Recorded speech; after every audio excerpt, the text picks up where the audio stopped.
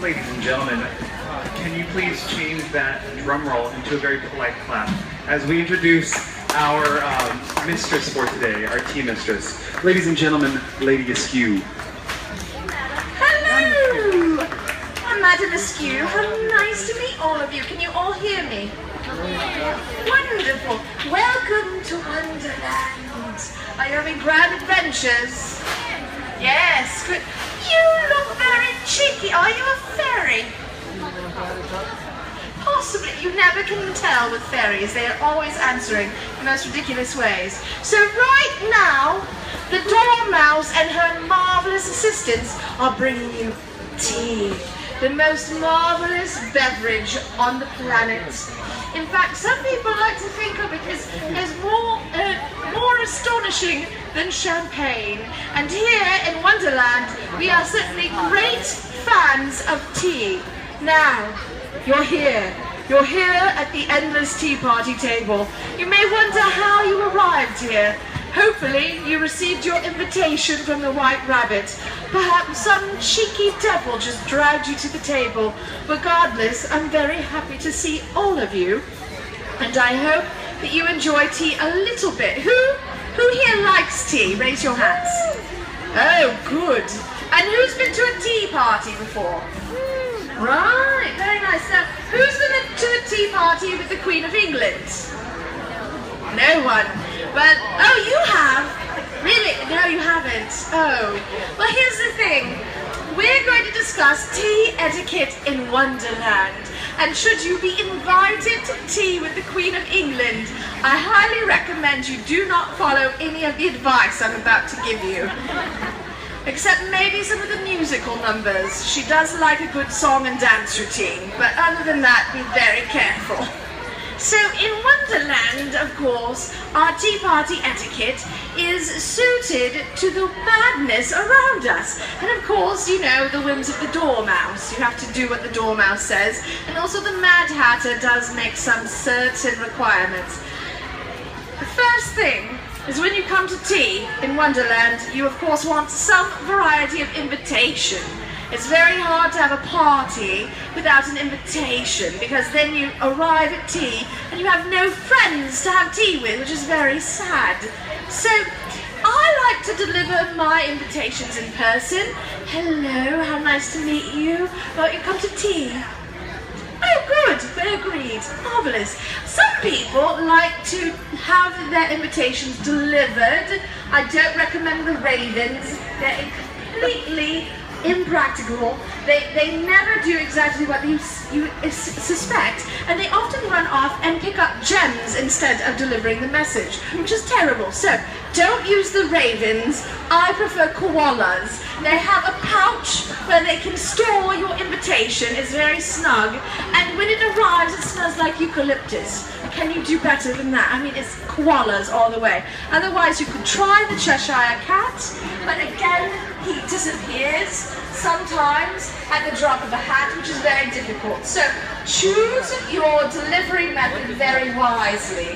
If you're thinking of the electronical invitations, I do not recommend that in Wonderland, because we haven't really figured out electricity very well here yet. I mean, we've got our tea down, and we have our Mad Hatter sort of pinned down, but we don't really have that electrical thing pinned down, if it were, you know. So electronic mail never arrives. So you want koalas, really, or hand delivery, not the ravens. Now, you've delivered, hopefully, an invitation. You have friends coming to tea. The next most important piece of etiquette is to actually serve tea. If your friends arrive and you don't serve them any tea at your tea party, they may be very sad. In fact, they may be disappointed because their teacups will be empty.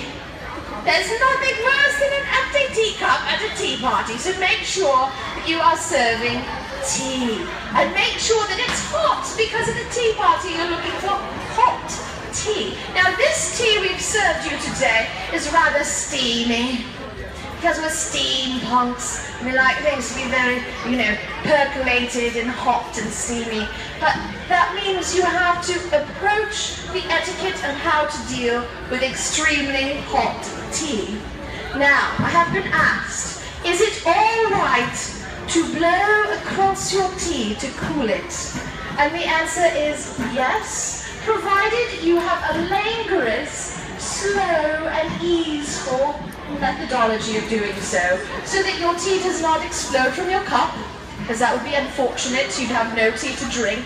And also, if you have slow, languorous method, you have more airflow with which to cool the surface area of your tea. I recommend blowing to something like Brahms, like a lullaby is very good. And the Queen of England surely could not, take any offense to anyone who sings Brahms to their teacup.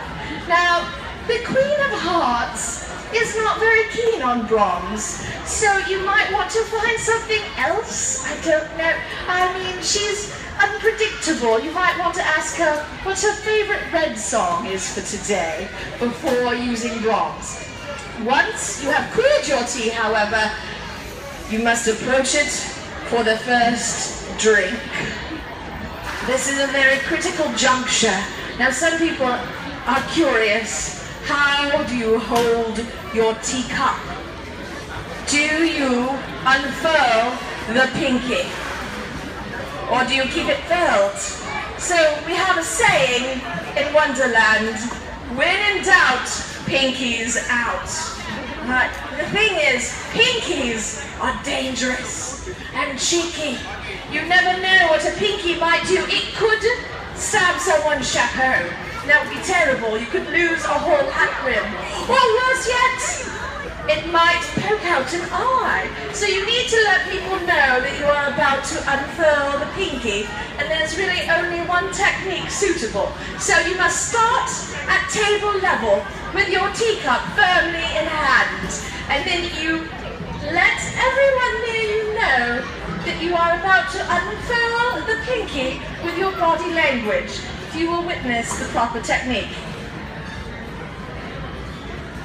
And it comes up to the shoulder, and then unfurl, right there, so they can duck, just as you're unfurling the pinky. Right, exactly so. Look at how well he goes right over her head, unfurling over the head. The chapeau is safe.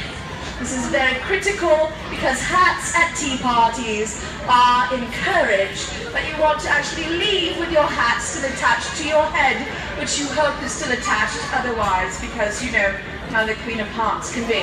Now, you've unfurled the pinky, you have your cup, you have used Brahms to cool the tea, but perhaps you want to sip your tea, or even slurp the tea. Oh yes, here in Wonderland we permit the slurping, but it must be, again, musical slurpage. So there's no slurp so elegant as the slurp to Beethoven's Fifth Symphony. If you can manage this Beethoven's Fifth Symphony slurp, the Mad Hatter will be delighted, the Dormouse will come out to tea, and the White Rabbit will take a moment to pause. So will I, actually. That'd be delightful. So, make sure that you use Beethoven for slurping. Of course, the final bit is the clean cup move down maneuver. One must master this before coming to tea in Wonderland. Is very critical. So, upon the exclamation of clean cup move down, you must slowly and gracefully slide from your seat to the next, magically not disturbing any other seats, potentially having to climb on the table, but if you do climb on the table, do not break the crockery, because the crockery is, of course, the most important part of your tea table. And then if you can minuet to Mozart while singing Beethoven, you have mastered the maneuver. The Mad Hatter does it perfectly. I personally am not capable of keeping Beethoven and Mozart in my head at the same time. Do you have any questions about tea party etiquette? No questions. Wait, I saw a hand raised. Was that just a raise with a teacup? I have a question. Or was it a question? I have a question. well, thank you, madam. I raised my teacup to you too. So thank you all for coming to... Oh, wait, no. There's a question. Question, what? What happens if you have a saucer or no saucer? Oh, the saucer question. Oh, saucy wench asking about the saucer. Well, I mean, there was that game of saucer frisbee we had recently, and so we're rather short on saucers currently in Wonderland. The Queen confiscated all of the saucers. We don't ask. Do not ask the Queen what she did with the saucers. Yes, madam. You may take your black teapots with you and enjoy your tea. And then, of course, recycle responsibly because it's Wonderland and we take our green lawns very seriously here. Any other questions? No, you all were delightful. Thank you so much for coming to tea. It was marvellous. I hope you have a lovely time at the fair. A round of applause for the Dormouse and her assistant. And I shall hope to see you all at 2:30 for the introduction to tea dueling. We don't use the microphone for that. It cries. All right, you're going to have your very hot tea. You should not drink this tea. You should look at it and ponder your strategy. All right, please choose your weapons from the weapon receptacle. These, Vicky's. Not you. You're next. These are the official biscuits of tea dueling from the farm of Pepperidge in far-off Oregonia. All right, your grits are good. 2 fingers only, no knuckle resting, no additional 3rd finger. All right, on the count of dunk, you know what to do. 1, 2, dunk!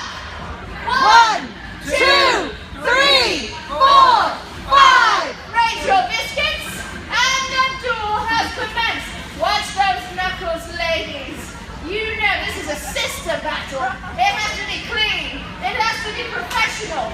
Watch the giggle wiggle. Oh, there's a lot of giggling. Oh dear. She's taunting with the Mickey, but it's like it's. Oh, he got bent. Oh, look at that wiggle. Look at. She gnawed the Mickey quick. No, you have to put. You want it in the mouth of time. Eat the whole bit. Take it down. Eat the whole bit. Eat it, all of it. You're not eating the whole bit. All of it. That's right. There you go. You can't just taunt with the Mickey. You have to eat the Mickey. All right. Our winner of the sister duel. Wonderful. Round of applause for our sister. How do we feel about the chemistry of the situation? All right. And what about you, Miss Fairy? How do you feel about your Neverland experience? Neverland? We go everywhere. All right, Chris. So, Peter Pan is not here today. I'm in the wrong timeline. If you would please accept your tea. Do they have tea? Yes, they have tea. That's excellent. I didn't even notice. Please choose your weapons. Oh, very cricket. She allows the chemist to choose first. And the fairy is going for hers. Good, clean grips. Solid. Are you ready? On the count of dunk, you know what to do. 1, 2, dunk! 1, 2, 3, 4, 5. And the duel has commenced. Now, as we witnessed the last time, once the Mickey enters your mouth, you must gnaw the Mickey. There's no taunting with the Mickey. But oh, look at this steady-handed grip, steely gazes. The chemist is looking at the anatomical makeup. Oh! Eat the Mickey! Eat the Mickey! And the fairy wins! Bravo! Bravo! Well played! Clean norms to both of you. No shame has been acquired, which is good. Well played. Please take your tea, and it's a clean